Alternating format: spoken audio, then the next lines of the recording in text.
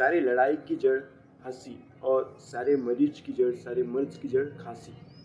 ये कहावत बिल्कुल सत्य होती है, क्योंकि महाभारत का जो शुरुआत थी वो द्रौपदी के दुर्योधन पर हंसने से शुरुआत हुई थी। ठीक वैसे ही खांसी इस बीमारी से कई अन्य बीमारियों का शुरुआत हो सकता है।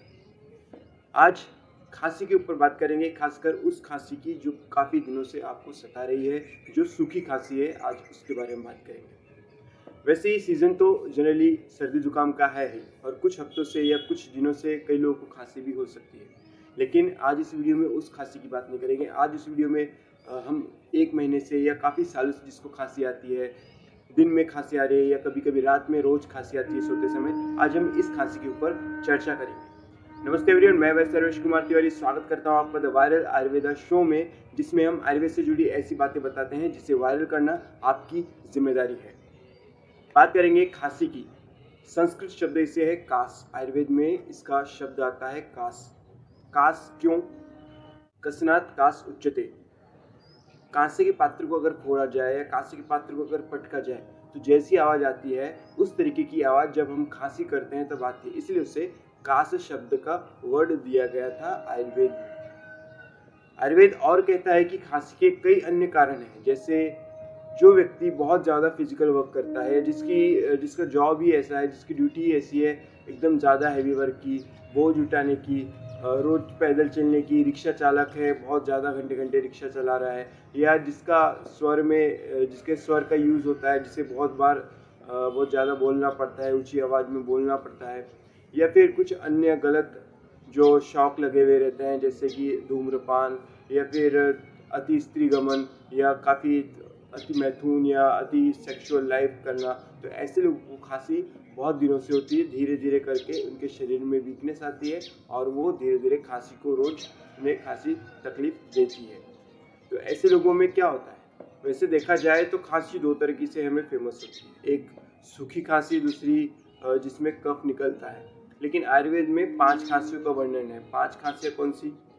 वातज कास, पित्तज कास, कफज कास, शतज और क्षयज। बाकी चीज़ हम साइड में रख दे। आज ज़्यादातर हम वातज कास या पित्तज कास की बात करेंगे। इसे आप कैसे जान सकते हैं कि आपको वात या पित्त प्रकार की खांसी हुई है? जनरली ये खांसी आपको रात को सोते टाइम ज़्यादा तकलीफ देती है। वातज कास जो होता है वो खाने के 2 से 3 घंटे बाद, डाइजेशन के बाद वात की अवस्था बढ़ जाती है और उस वात अवस्था में आपकी खांसी ट्रिगर होती है, प्रोवोक होती है। उस समय आपको ज़्यादा खांसी आने लगती है। ये ज़्यादातर ओल्ड एज के पेशेंट्स में या ओल्ड में जो खांसी की तकलीफ बताते हैं, हमारे घर में जो बड़े बूढ़े होते हैं वो बताते हैं कि मुझे काफ़ी दिन से खांसी है, आप मेरी ट्रीटमेंट करवाओ। तो ये जो उनको खांसी होती है वो इस खांसी वातज कास में आता है। ऐसी खांसी में क्या होता है वो बताता है पेशेंट कि जब मैं ज़्यादा खांसी करता हूँ, ज़्यादा खांसता हूँ तो थोड़ा सा कफ निकलता है, और उस कफ निकलने के बाद उसे थोड़ा आराम लगने लगता है, और साथ में उसे कोई गर्म काढ़ा या गर्म चाय पीने को मिल जाए या फिर थोड़ा सा घी वगैरह मिल जाए तो उसे खांसी में थोड़ा कुछ देर के लिए आराम मिलता है। तो आप वहाँ पे डायग्नोस कर सकते हैं, वहाँ पे कंफर्म हो सकते हैं कि ये वात प्रकार का कास है। ऐसे पेशेंट्स में आप एक दिनचर्या का अगर बदलाव करें, आप ऐसे पेशेंट में अगर एक चीज़ का बदलाव कर दें तो आपको उनमें औषधि से ज़्यादा वो उनकी दिनचर्या उस पर लाभ करेंगे। खासकर ऐसी खांसियों में मेडिसिन से ज़्यादा उनकी दिनचर्या, उनकी लाइफस्टाइल मैटर करती है, क्योंकि ये बीमारी भी उनकी लाइफस्टाइल खराब होने की वजह से भी है। इसलिए उनकी लाइफस्टाइल सुधारना बहुत ज़रूरी है। तो ऐसी अवस्था में, ऐसी कंडीशंस में पेशेंट को क्या कहते हैं हम, कि पेशेंट को सुबह दिनचर्या में फॉलो करवाना है। ऐसे कई पेशेंट में हमको एक और कारण मिलता है रात्रि जागरण का, कि काफ़ी देर तक सोते हैं या काफ़ी देर से सोते हैं, काफ़ी देर तक सोते हैं या काफ़ी देर से सोते हैं। इसे दोनों कारण अगर आपको पेशेंट में मिलते हैं या आप में हैं तो आप इन्हें अवॉइड करें। जल्दी सोएं, 11-10 बजे के पहले सो जाएं, और सुबह 6 से 7 बजे से ज़्यादा 7 बजे के पहले उठना है। उसके बाद आप जो भी शौच या अपने स्नान विधि करके रोज सुबह के समय गोघृत, गाय का घी नाक में थोड़ा सा लगाए और उसकी 2 ड्रॉप दोनों नाकों में डालना है।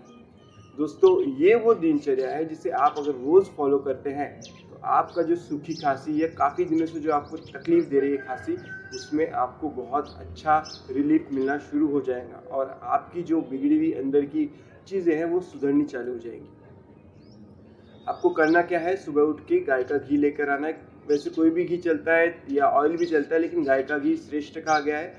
और उस गाय के घी को थोड़ा सा विक्स के जैसा हमें दोनों नाकों में लगा के उसमें 2-2 ड्रॉप डालना है। और उसके बाद क्या करना है, आपको गर्म पानी का भाप लेना है या फिर गर्म पानी के गरारे करना है। ऐसा क्यों? क्योंकि जब आप नाक में घी डालेंगे तो आपके गले में जाकर वो खराश उत्पन्न करेगा। वो असल में आपके नाक में जो डाल रहे हैं वो गले में नहीं जाना चाहिए, वो हमारे मस्तिष्क में जाना चाहिए। तो आप ये घर में उपाय कर सकते हैं और आप हमें कमेंट करके बताइए कि आपको इससे कितना फ़ायदा हुआ है।